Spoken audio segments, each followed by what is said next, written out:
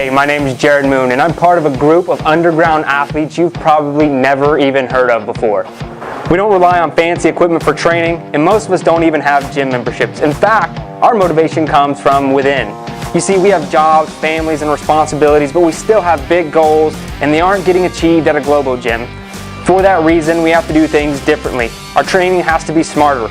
We don't have every piece of equipment known to man or a ton of time to train, and we don't need it, because we are achieving amazing things without it. So how do we do it? If you ask your average personal trainer or gym goer, they'd call us crazy. Yet we're seeing results better than most every single day. And it's happening by blending mental training with physical training and becoming an athlete. What we call, and welcome to, Garage Gym Athlete.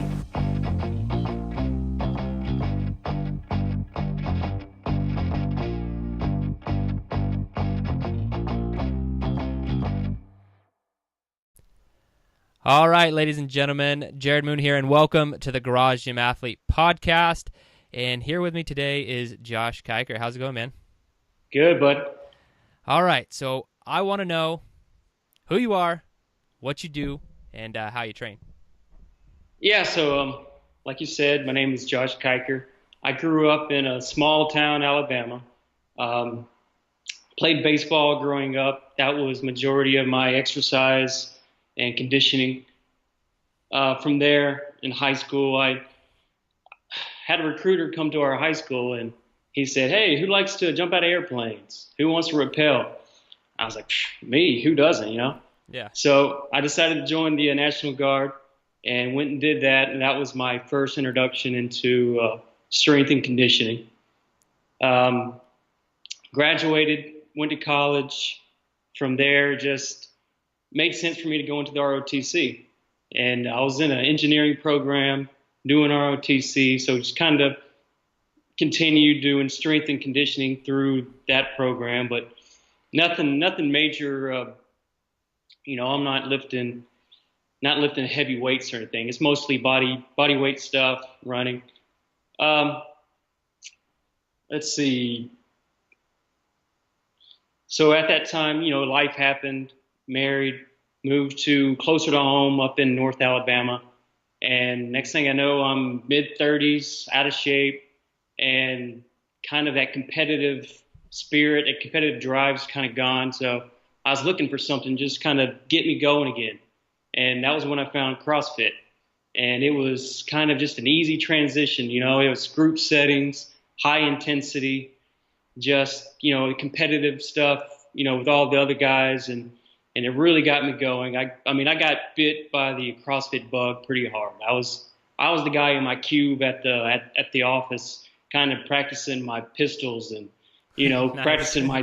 practicing my squat form. I was that guy. Making everyone feel uncomfortable. Exactly.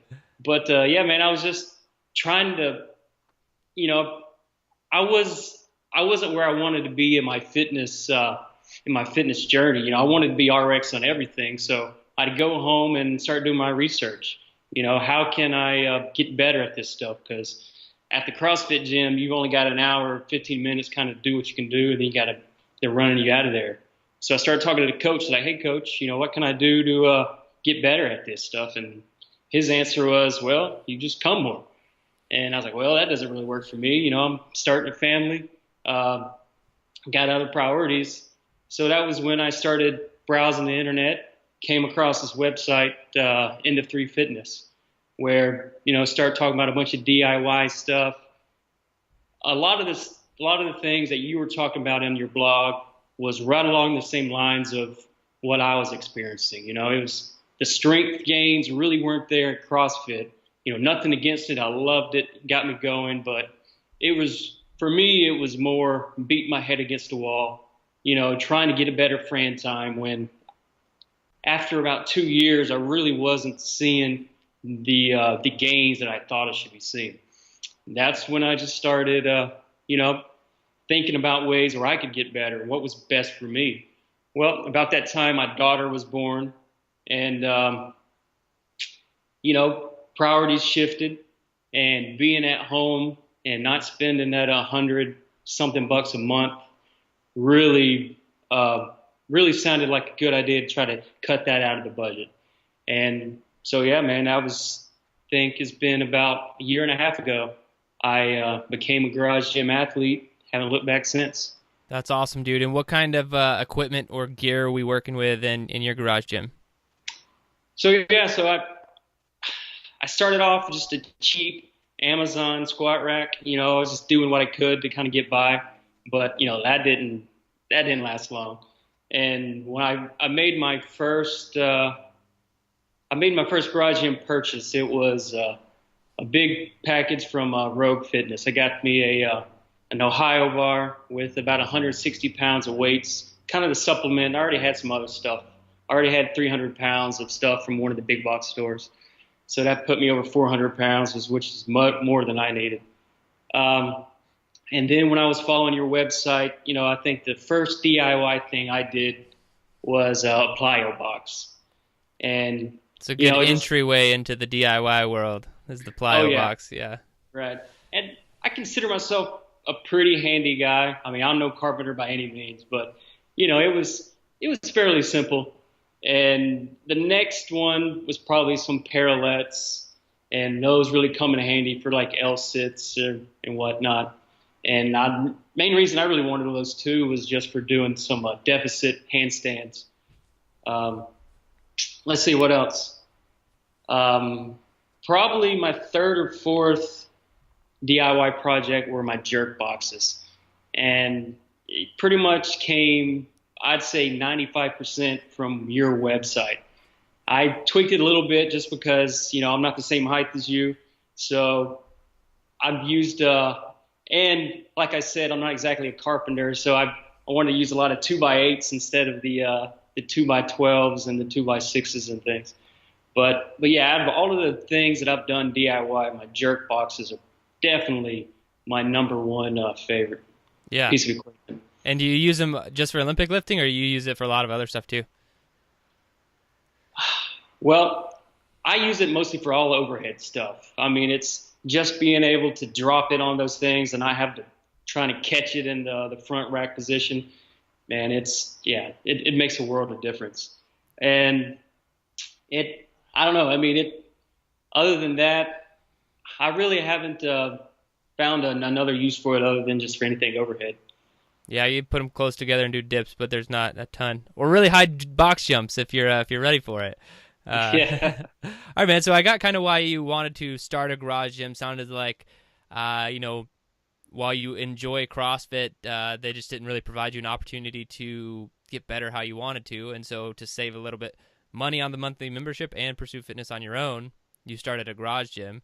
But what really was the main goal? You said kind of get better at CrossFit, get stronger. What was the real goal that you're after in being a garage gym athlete? Well, for me, it was time, money, and flexibility. I started to get frustrated with the programming because their schedule and my schedule just never seemed to line up. I mean, don't get me wrong, it was great programming. And if I could have been there on the days that they were doing, the programming, everything would have worked out fine. But, things come up. I travel for work about 3 or 4 times a year, and I just wasn't able to get there enough to kind of make it worth it to me. Yeah. And so I was like, man, this just doesn't make sense. I'm spending, over $100 a month for this programming that I just can't do. So something had to change. And then definitely the family aspect. I started missing, bath times with my daughter, getting up in the morning with my daughter. It's just, like I said, priorities start to really shift and what's important. And fitness is very important to me, but when you start sacrificing time with your 2-year-old, it's, what's the point? Yeah, dude, I totally agree. That's a big part of why I do it. I mean, I enjoy training in the garage, but just the other day I had my 3-year-old in there training with me. I don't even invite him out. I'm out there training. I hear the door open and he's like, "Hey, I want to work out with you." And he's, swinging on the rings, and I try to stop him from trying to lift the kettlebells, but he does it anyway. But yeah, it's a lot of fun having the kids around. So how do you like training in your garage? Oh man, I love it. It's so first thing in the morning, it's just so quiet and peaceful in here, and I just can kind of come in and just block out the world and just get my workout in and get ready for my day. It's to me, it's just kind of my solitude. I can come in, put the work in, get it done, and I don't have to worry about driving down the street or really or anybody else's schedule. It's me and it's my world, and I do what I want to with it. So I wouldn't have it any other way. And I know a lot of garage gym athletes have their own unique struggle. Some is weather, some is motivation, some is equipment limitations. What would you say your biggest struggle as a garage gym athlete is? Well, for me, it's still time, and it's like I said, traveling. Going on the road. To me, that's the biggest frustration is. So I got all these great programs, that I'm following, but then I got to go spend 3 weeks in Arizona, and that's to me it's frustrating, and that's the struggle. And when I'm at home, probably the struggle is making sure it stays a priority, because when you're just a door away from your family and the baby's crying and dinner's ready and the world is on fire, you got to stop your workout. Yeah. So it's just the way it is. And so, yeah, but other than that, man, that's about it. Yeah, dude, that can be a con sometimes, the family life bleeding into the garage gym, and you'd feel like a jerk to just be like, nope, this is my workout time. No one is allowed to bother me right now. So yeah, you're good guy and want to help out, but hey, at least it's there. You could always come back 30 minutes later, an hour later, and Right. hit it up. Cool, dude. Yeah. All right, so what if you've been doing garage gym for a year and a half, right? Yeah. Yeah, pretty much. So what are some of the results you've seen? And the reason I like to ask this question is because I do think that anyone on the fence or other people doing it might think that it's harder to, get stuff done when you're training alone. So what have you been able to achieve in a year and a half? Oh yeah. In my strength, I don't have the numbers in front of me, but I've seen PRs in every category in strength. It's squat. I know my squat's up over 25 pounds. Overhead press, I've probably seen about that same in my overhead press too. So when I was doing CrossFit, my deadlift was probably higher than what it is now, but my form was just horrible. I don't know how I didn't break my back doing it. And the thing that blows my mind is the coaches, they didn't say anything about it either. I watched myself in videos and everything. I was like, wow, that's just bad. So that's one thing too. I've been able to take in my own garage. I've been able to take my time, really perfect my forms better, and then get back to those same numbers I was seeing with bad form. And and that's just by videotaping myself and just kind of comparing my notes. So, yeah, mile times are down, and I think I'm pretty much across the board. I'm at an all-time high on everything. That's awesome, dude. Well, congratulations on all the results that you've been able to see training alone. Do you have any sort of let's talk about in the workout? So when you're in the zone, do you have any mental strategies or anything to try and keep the intensity high? Because there's no way you don't set PRs in almost every lift in mile time. So conditioning, strength, everything, you don't set PRs without intensity. So what you're telling me is you're able to bring the intensity pretty frequently. You're not just going through the motions in your garage. So what do you do to keep the intensity high when you are training? Yeah. So good question. For me, it's just about mindset. It's about setting a goal and really pushing yourself to achieve that goal. And it could just be a daily goal. Like today, I want to I want to finish, if it's a Metcon or whatever, finish at a certain time, or if it's whatever you're doing, just comparing yourself to last week. To me, it's just about taking those small goals and working towards those. And like if I'm coming up on going for a PR on a lift, and I just get inside my own head, I just visualize it and just kind of block everything out and just go for it. And I'm a pretty self-motivated person, so kind of staying consistent really isn't an issue with me. It's just as long as I can prioritize and manage my time. But in the moment, it's really just breaking it down to your small goals and just visualize, see yourself doing it and going after it. Awesome, dude. I think that's great advice. Micro goal setting is huge, especially when it comes to anything that's discipline oriented, because the problem with discipline is like, okay, say you're going to try and work out 6 days a week is what you wanted to do. Then you put that in your head, and if you look at it in a week, you're like, okay, I just got to do Monday, Tuesday, Wednesday, Thursday, not that bad.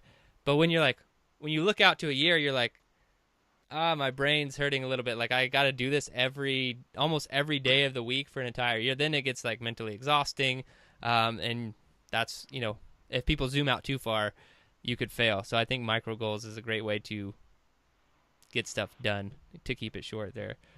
All right, man. So let's get to some of these other fun questions. What's the hardest workout you've ever done? So last year I did a Spartan in Asheville, North Carolina.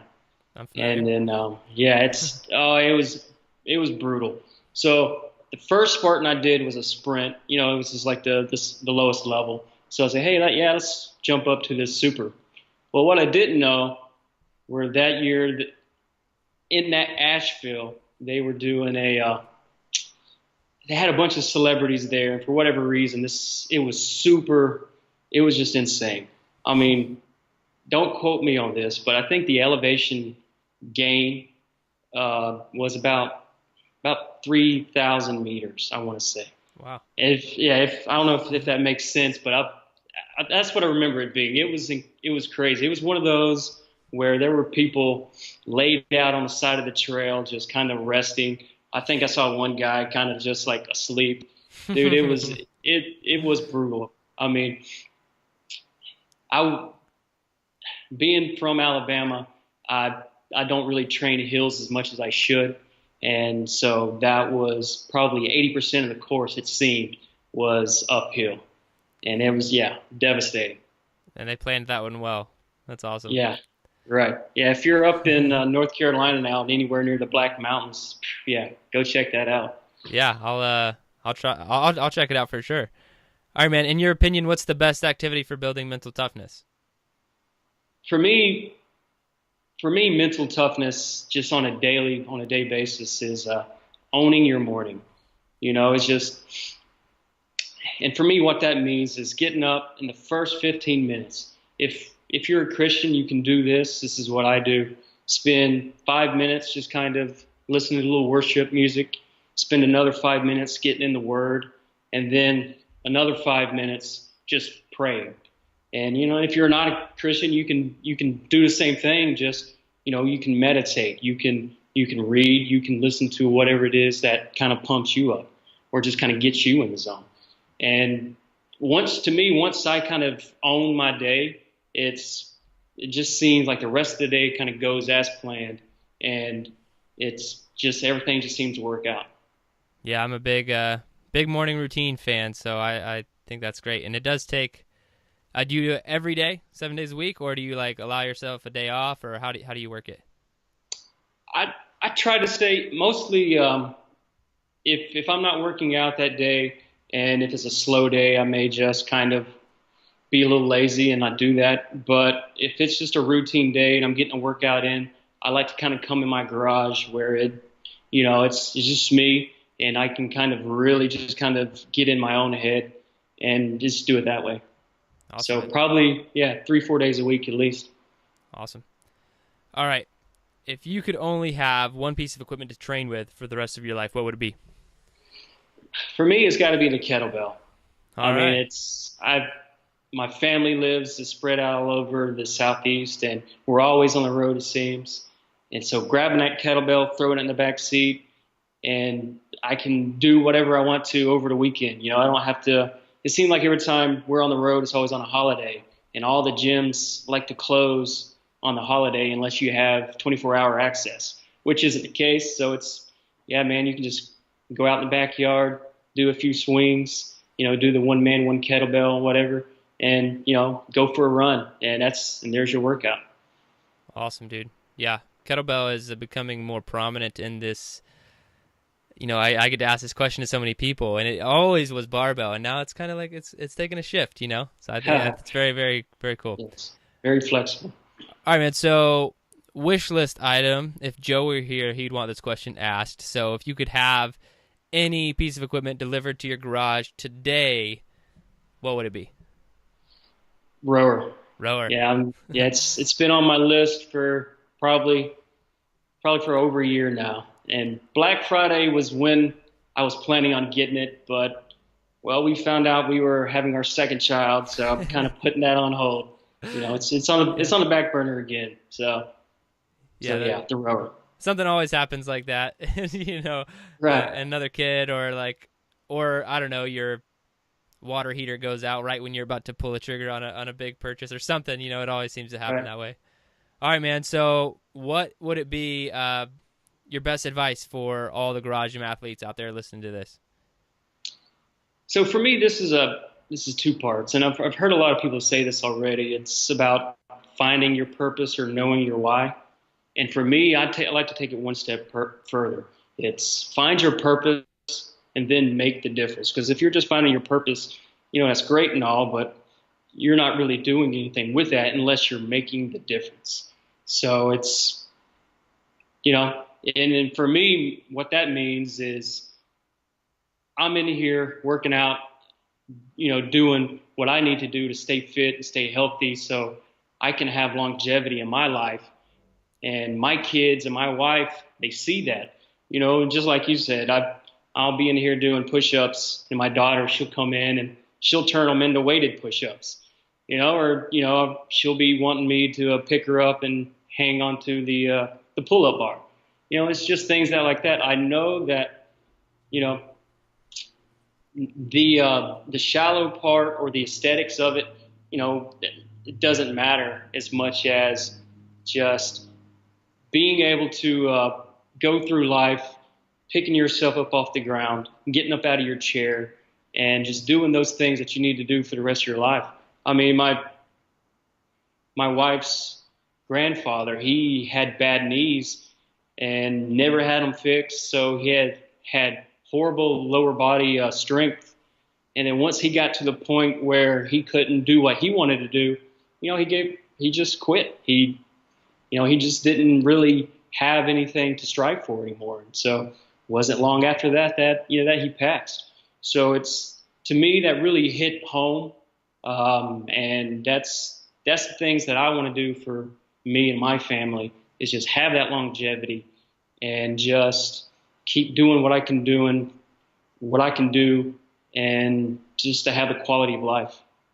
That's awesome, man. I think taking it one step further, basically helping other people, right, and influencing them. I think that's awesome. I think that's ultimately where this journey leads everyone at some point, whether it's just discipline or fitness. Is, I'd say, after you get good at something, and maybe, like you said, you're self-motivated and you can do stuff day after day without really a huge challenge. Your sticking power is pretty strong, so the next logical step is not to try and improve that any further. If you've already got it, it's to help other people try and improve that. So I think that's awesome. All right, dude. Awesome.